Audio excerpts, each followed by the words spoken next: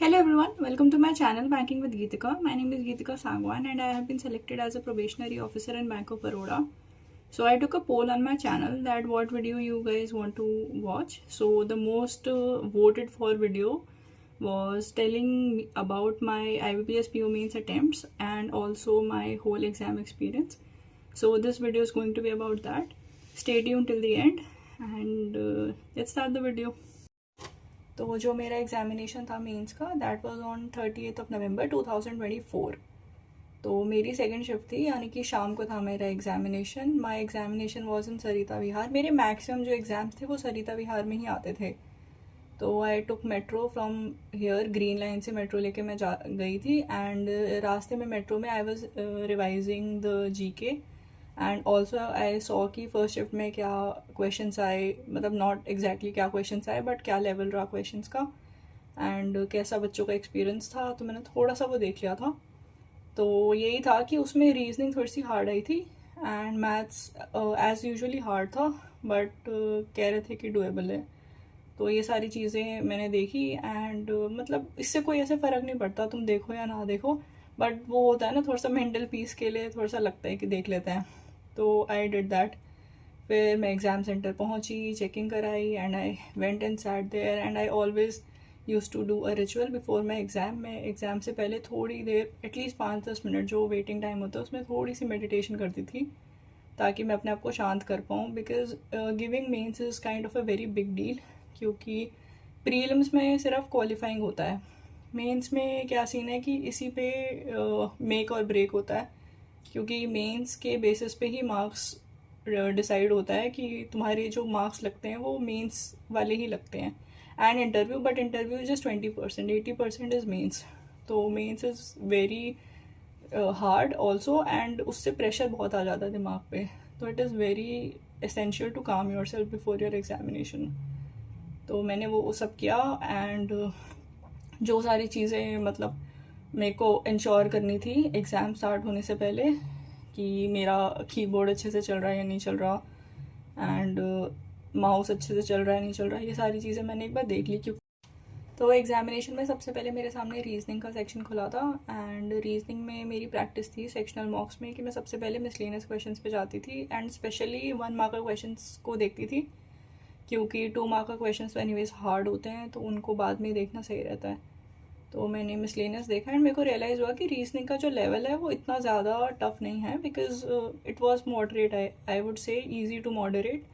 Because मुझसे miscellaneous के question easily solve हो जा रहे थे. मैं पजल्स नहीं देखी स्टार्टिंग में एंड फिर उसके बाद जब मुझसे अच्छे खासे मिसलेनियस के क्वेश्चन सॉल्व हो गए तो मैं एंड में गई एंड मैंने थोड़ी बहुत पजल्स करी. थोड़ी बहुत क्या, मतलब एक ही पज़ल करी होगी मैंने, क्योंकि उस पर 5 क्वेश्चन बेस्ड होते हैं. एंड फिर मेरे को रियलाइज़ हुआ कि 1 मार्कर में there is nothing else to do. तो फिर मैं 2 मार्कर पे चली गई एंड 2 मार्कर में मैंने एक पज़ल को छांटा जो डायरेक्शन बेस्ड थी. तो मेरे को लगा कि डायरेक्शन बेस्ड फिर भी पॉसिबल है हो जाना एंड उसमें उन्होंने थोड़ा सा वो सारी चीज़ें भी डाल रखी थी, जैसे मतलब जो सिंबल्स डाल देते हैं बीच में कि star means left to the west and plus means to the east, ये सारी चीज़ें उन्होंने डाल रखी थी. तो basically it was coded direction. तो बट आई वाज लाइक कि थोड़ा लेंदी होएगा ऑब्वियसली क्योंकि 2 मार्कर है, but I will be able to solve this. तो उस पर 3 क्वेश्चन बेस्ड थे 2 मार्कर, यानी कि 6 मार्क्स की थी वो पज़ल. तो आई वाज लाइक कि अगर ये मैंने कर ली तो 6 मार्क्स में पक्के हो जाएंगे. तो मैंने उसको उस पर काफ़ी टाइम लगाया एंड मतलब काफ़ी लेंदी थी बट वो हो गई थी मुझसे सॉल्व. एंड उसके बाद मैंने 2 मार्कर्स देखे एंड मेरे को रियलाइज़ हुआ कि और कुछ मुझसे नहीं हो रहा उसमें सॉल्व. एक पे मैं गई थी, it was about some puzzle seating arrangement, पर वो काफ़ी हार्ड था. तो फिर मैंने आगे मूव ऑन कर लिया था. उसके बाद मैं 1 मार्कर पे वापस गई कि कहीं में से कुछ मिस तो नहीं हो गया. इतनी देर में मैंने ये डिसाइड किया कि अब और क्वेश्चंस मुझसे नहीं हो पाएंगे and I really need to see कि बस टाइम बस ख़त्म हो जाए and I need to prepare myself for the next section. Because मेरे पास स्क्रीन पे दिखा रहा था कि 40-45 सेकेंड्स ही बचे हैं एंड यू नो रीजनिंग में कोई मिसलेनियस क्वेश्चन हो या फिर पजल हो, 45 सेकेंड में तो कुछ भी सॉल्व नहीं हो सकता. तो मैंने बस छोड़ दिया एंड मैंने अपने अटैम्प्ट्स देखे. तो मैंने अराउंड 20, मैंने 26 मार्क्स का अटैम्प्ट किया था। मुझे एग्जैक्टली नहीं याद कि मैंने 2 मार्कर कितने किए थे एंड 1 मार्कर कितने किए थे, पर 26 मार्क्स का था। एंड जितना मुझे याद है आई गेस 2 मार्कर वाले तो वही एक क्वेश्चन किया था मैंने, तो 6 मार्क्स के वो थे एंड 20 मार्क्स मतलब 20 क्वेश्चन मैंने 1 मार्कर वाले करे थे। तो इस तरीके से मैंने I completed my time and तो मैं फिर आगे बढ़ गई थी। नेक्स्ट सेक्शन हमारे सामने आ गया था जीके, एंड जीके मेरा थोड़ा वीक ही रहता था क्योंकि मैं मेंस के टाइम पे ही पढ़ती थी जीके। मैं प्रीलिम्स ख़त्म होने का वेट किया था मैंने कि मतलब प्रीलिम्स का वो आ जाए, रिज़ल्ट आ जाए, उसके बाद मैंने जीके उठाई थी, जो कि काफ़ी कम टाइम पर, क्योंकि हमारे टाइम पे क्या हुआ था कि इन्होंने प्रीलिम्स का रिज़ल्ट मेंस से सिर्फ 1 हफ़्ते पहले दिया था and that was very less time to prepare. तो सिर्फ 1 हफ़्ते में मेरे को प्रिपरेशन करनी थी, तो मैंने सिर्फ 3 महीने की पीडीएफ्स उठा के पढ़ना शुरू किया था। वो मुझसे पूरी तरीके से कंप्लीट तो हो गई थी एक बार, बट रिवीजन मेरा प्रॉपर नहीं था। अराउंड 1.5 मंथ्स का मेरा जो था revision that was proper, but काफ़ी मेरा रह गया था। तो थोड़ा नर्वस मैं इस चीज़ की वजह से भी थी कि मेरी प्रिपरेशन पूरी नहीं है, बट स्टिल इससे ये पता चलता है कि अगर तुम्हारी प्रिपरेशन किसी सब्जेक्ट में पूरी नहीं है तब भी you are going to make it, अगर बाकी सब्जेक्ट्स आपने अच्छे से प्रिपेयर करे हुए हैं तो। बस सेक्शनल कट ऑफ पार करनी होती है। जीके में मैंने सिर्फ 18 क्वेश्चंस करे थे जितना मुझे याद है, हाँ 18 किए थे मैंने। एंड मतलब उसमें मेरे काफ़ी ख़राब मार्क्स आए हैं, 10.5 मार्क्स आए हैं, तो एक्यूरेसी भी कोई खास अच्छी थी नहीं मेरी जीके में। बट सेक्शनल कट ऑफ सिर्फ 2 मार्क्स थी आई गेस, तो इट वर्कड, तो हो गया जीके। जीके में मैंने ट्राई किया था कि मैं अगर मैं गेस वर्क भी करूँ तो इंटेलिजेंट गेस वर्क करूँ, यानी कि थोड़ा सोच समझ के, and I guess that paid off, क्योंकि मतलब श्योरली तो मुझे हार्डली 7-8 क्वेश्चन याद थे, उसके अलावा 18 बाकी जो मैंने करे हैं वो इंटेलिजेंट गेसेस ही थे, एंड आई गेस उनमें से कुछ सही हुए होंगे तभी मेरे 10.5 मार्क्स आए हैं। तो ये हो गया जीके। जीके के बाद मेरा फेवरेट सेक्शन आ गया विच वॉज इंग्लिश। इंग्लिश में मैं हमेशा अच्छा परफॉर्म करती थी। आई रियलाइज्ड कि इंग्लिश में I am very confident and मेरे को इतना नर्वसनेस नहीं होती जैसे बाकी सब्जेक्ट्स में होती है, स्पेशली क्वांट एंड जीके में। तो अपने स्ट्रॉन्ग सब्जेक्ट में तो हमें अच्छा परफॉर्म करना ही है, बाकियों में चाहे हम सिर्फ सेक्शनल कट ऑफ क्लियर करें। तो मैंने फिर इंग्लिश का सेक्शन खोला एंड मैं इंग्लिश में मैं इतना ध्यान नहीं देती थी कि मुझे 1 मार्कर करने 2 मार्कर करने, मैं एक सीक्वेंस में करना शुरू कर देती थी। तो मैंने 2 मार्कर क्वेश्चंस करे, सारे हो गए थे मेरे से सॉल्व, एंड फिर उसके बाद 1 मार्कों पे मैं गई एक एक करके। एक वोकैबुलरी का क्वेश्चन था तो वो मुझसे नहीं हो पाया था, तो आई लेफ्ट दैट, क्योंकि मेरे को ऐसा लगता है कि वोकैबुलरी में ना इतना रिस्क लेना नहीं चाहिए, क्योंकि अगर तुम्हें वो वर्ड नहीं आता तो फिर कोई चांस नहीं है कि तुम्हारा वो सही होगा, फिर तो वो ब्लाइंड गेस वर्क की बात है। तो इंग्लिश में मैंने 39 क्वेश्चन अटैम्प्ट करे थे, मतलब 39 मार्क्स का अटैम्प्ट किया था, सिर्फ एक मैंने क्वेश्चन छोड़ दिया था 1 marker, and I got 32.75 marks which was a pretty good score considering कि मैंने 39 किए थे। तो accuracy was also very good. उसके बाद इंग्लिश ख़त्म हो गया था and I was feeling pretty good about it that English section is over, 3 sections are done and now I have to face my worst fear which is the quant section. So let's talk about that. About the quant section, quant में मेरे काफ़ी ही कम attempts थे because quant बहुत hard आ गई थी, तो हल्का सा पैनिक तो मैंने किया था। जितना भी मैं बोलती रहूँ कि पेपर में पैनिक मत करना, बट हो जाता है वो। बट फिर मेरी साइड वाली बंदी से मतलब बात नहीं हुई, बट मैंने उसकी तरफ देखा एंड उसने मेरी तरफ देखा एंड उसके एक्सप्रेशन से मेरे को दिख रहा था कि काफ़ी ही हार्ड आ गया है पेपर। तो मैं समझ गई कि पेपर हार्ड है and that was a little bit of relief, क्योंकि अगर पेपर हार्ड है एंड वो सबको हार्ड लग रहा है दैट मीन्स कट ऑफ कम जाएगी, तो इतना डरने की ज़रूरत नहीं है। ख़राब चीज़ तब होती है जब इजी पेपर में सब अच्छा परफॉर्म कर रहे हैं एंड आप ख़राब परफॉर्म कर रहे हो, दैट इज़ द वर्स्ट। ख़राब मतलब जब पेपर ही हार्ड आएगा तो फिर सभी लोग ख़राब परफॉर्म करेंगे, तो you just have to clear the sectional cut off. तो मेरे दिमाग में आ गया कि मेरे को बस सेक्शनल कट ऑफ निकालनी है और मेरे को कुछ नहीं करना आज। तो मैंने बस चुन के क्वेश्चन उठाए कि मेरे 5-10 नंबर आ जाएं कि कट ऑफ क्लियर हो जाए, क्योंकि मैंने पिछले साल के वो देखे थे ट्रेंड्स, एंड अगर हार्ड पेपर आता है तो 2 नंबर 2.5 नंबर 1.5 नंबर तक भी गई हुई है सेक्शनल कट ऑफ। तो आई वाज लाइक 5 नंबर से ऊपर में आई एम सेफ, इतना हार्ड पेपर तो है।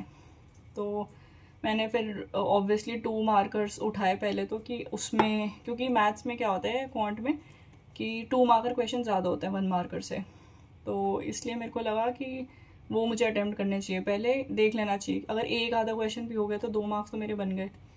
तो मैंने एक क्वेश्चन सॉल्व कर दिया था 2 मार्कर, नहीं 2 क्वेश्चन सॉल्व कर दिए थे मैंने 2 मार्कर्स, जो कि थोड़े लेंदी थे बट हो रहे थे। उसमें मेरा काफ़ी टाइम वेस्ट हो गया था बिकॉज मेरी स्पीड भी कोई बहुत अच्छी नहीं थी, स्पेशली जब हार्ड पेपर आए तो काफ़ी कम हो गई थी स्पीड। तो 4 नंबर मेरे यहीं आ गए। फिर मैंने 1 मार्कर को सर्च किया तो DI तो बहुत ही ज़्यादा हार्ड थी, मुझसे हुई नहीं, तो इसलिए मैं अरिथमेटिक पे ही प्ले कर सकती हूँ इस पॉइंट पे। तो मैंने अरिथमेटिक के कुछ क्वेश्चंस उठाए एंड कुछ वो वाले क्वेश्चन उठाए जिसमें इंटरप्रिटेशन और वो वाली चीज़ होती है कि ईदर 1 ईदर 2 वाली, मैं आई फॉरगॉट उसको क्या बोलते हैं, बट वो वाले क्वेश्चंस उठाए। तो ऐसे कर करके मैंने कुछ कुछ क्वेश्चंस करे। तो एट दी एंड मैंने 1 मार्कर के 6 क्वेश्चंस करे एंड 2 मार्कर्स 2 क्वेश्चंस करे। तो मेरे टोटल 10 अटैम्प्ट्स थे क्वांट में, which was I know like a lot less, but I was like मेरे को सेक्शनली निकालनी है, I can not perform good in this, वो मेरे को दिख गया था। तो क्वांट पूरा होने के बाद फिर थोड़ा सा मैं मतलब नर्वस हो गई थी कि यार पेपर क्लियर कहीं ना हो पाए एंड ऑल दैट, ऐसे थॉट्स आते हैं पेपर के बीच में। बट आई वाज लाइक कि मुझे अपना बेस्ट देना है, कोई बात नहीं, जो होगा देखा जाएगा। फिर उसके बाद मेरे सामने वो आया था डिस्क्रिप्टिव। आई न्यू कि मेरे 4 मेन जो सेक्शन है वो पूरे हो चुके हैं, मैं सब में अपना बेस्ट परफॉर्म कर चुकी हूँ। तो now I have to go to the descriptive, and descriptive में मेरी स्पीड काफ़ी अच्छी थी, so I was lot confident. तो इस वजह से मैंने स्टार्ट किया। लास्ट ईयर तक लेटर आता था एंड मेरे को लगता था कि लेटर इज़ लाइक फ्री के मार्क्स, बिकॉज उसमें बस तुम्हें फॉर्मेट पता हो, थोड़ा बहुत लिख दो एंड फुल मार्क्स तक आ जाते हैं। तो लेटर मैंने लिखा पूरा अच्छे से। इट वॉज अबाउट कि लेटर टू द बैंक, जो सबसे ईजी होते हैं। हमारे टाइम में ये था कि मतलब तुम चूज़ कर सकते थे तुम्हें अनऑफिशियल वाला लेटर लिखना है या ऑफिशियल, एंड ऑफिशियल लेटर मेरे को लगता था कि काफ़ी इजी होता है, तो मैंने वो लिखा था। फिर उसके बाद ऐसे आया जो अभी भी है सिलेबस में। ऐसे के टॉपिक मेरे को एग्जैक्टली याद नहीं है, बट कुछ बैंक से समथिंग इन बैंकिंग रिलेटेड था जिस पे मैंने अपना ऐसे लिखा था। क्योंकि जो थोड़े से टेक्निकल टॉपिक्स होते हैं ना, मेरे को वो अच्छे लगते थे, क्योंकि उसमें मतलब जो वो होते हैं सब पॉइंट्स, वो तुम्हारे दिमाग में अपने आप आ जाते हैं। तुम कोई ऐसे रैंडम सा टॉपिक उठा लो ऐसे में, जैसे कि इन जनरल एनवायरनमेंट वगैरह वगैरह, तो इस सब में या तो तुम्हारे पास बहुत अच्छा डेटा हो, ठीक, तो तुम अच्छा कर सकते हो, या फिर तुम्हारे पास मतलब हर चीज़ से रिलेटेड थोड़ी थोड़ी पॉइंट्स हो। बट हम हर चीज़ की प्रिपरेशन तो करके जा नहीं सकते, इस वजह से मैंने बैंकिंग से रिलेटेड थोड़े बहुत टॉपिक्स देख रखे थे। तो आई वाज लाइक कि मेरे पास बने बनाए दिमाग में कुछ कुछ पॉइंट्स आ रहे हैं, तो I can start with this. जिस टॉपिक को देख के बिल्कुल ही ब्लैंक हो जाओ, उसको स्टार्ट करने का कोई पॉइंट नहीं है, इतना भी टाइम नहीं होता सोचने का, क्योंकि जल्दी जल्दी लिखना होता है। तो जो टॉपिक में मेरे को दिखा ना कि इसमें मेरे दिमाग में सबसे ज़्यादा पॉइंट्स बन रहे हैं अपने आप ही, वो मैंने स्टार्ट कर दिया। एंड ऐसे में ये होता है कि तुम स्टार्ट कर देते हो, बट एक पूरी लाइन लिखने के बाद तुम्हें रियलाइज़ होता है कि this is not a good beginning, you can do better, and तुम थोड़ा सा खुद को सेल्फ डाउट करने लग जाते हो। पर मेरे को ऐसा लगता है कि इतना ज़्यादा सेल्फ डाउट खुद को नहीं करना चाहिए, बार बार इरेज नहीं करना चाहिए, क्योंकि उसमें बहुत टाइम जाता है। सोच के देखो, तुम एक पूरी लाइन इरेज कर रहे हो एंड फिर उसके बाद उसको वापस लिख रहे हो, तुमने डबल टाइम लगा दिया उस चीज़ में। एंड कोई इंसान बैठ के तुम्हारे पेपर चेक कर नहीं रहा है, चेक तुम्हारा जो एग्ज़ाम है वो मशीन चेक करेगी, एंड उसको कोई फ़र्क नहीं पड़ता कि तुम बेटर लिख सकते थे या वर्स लिख सकते थे, उसको सिर्फ तुम्हारी ग्रामेटिकल मिस्टेक चेक करनी है। तो हर 2-3 लाइन के बाद बस अपनी ग्रामेटिकल मिस्टेक्स देखो, एंड जो एरो की है उससे तुम पीछे जाके ठीक कर सकते हो। तो बस अपनी एरो की मतलब हर 2-3 लाइन के बाद बस ये देखते रहो कि तुम सही लिख रहे हो या नहीं, ग्रामर सही है या नहीं, तुम्हारा स्पेलिंग सही है या नहीं। इन चीज़ों पे मशीन मार्क्स काटेगी, ठीक है।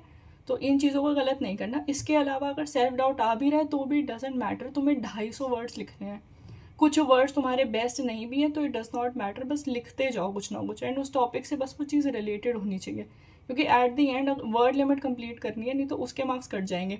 इन चीज़ों पे नहीं फोकस करना में कि हम मार्क्स ला कैसे सकते हैं। डिस्क्रिप्टिव में इट इज़ अबाउट कि मार्क्स कटेंगे कहाँ कहाँ, उस चीज़ को अवॉइड कर दो, बाकी जो होगा इट डजेंट मैटर। थोड़े बहुत 1-1.5 नंबर का फ़र्क आ सकता है।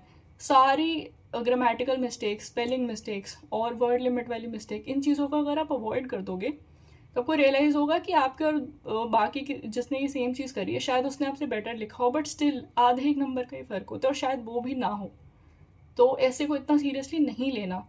हमें सीरियसली लेना है कि हम जो मिस्टेक्स अवॉइड कर सकते हैं, एंड मैंने वही चीज़ करी। एंड डिस्क्रिप्टिव मेरा टाइम से 1 मिनट पहले ख़त्म हो गया था। मैं रिवाइज़ भी कर पाई थी, रिवाइज़ तो खैर मैं साथ साथ ही कर रही थी।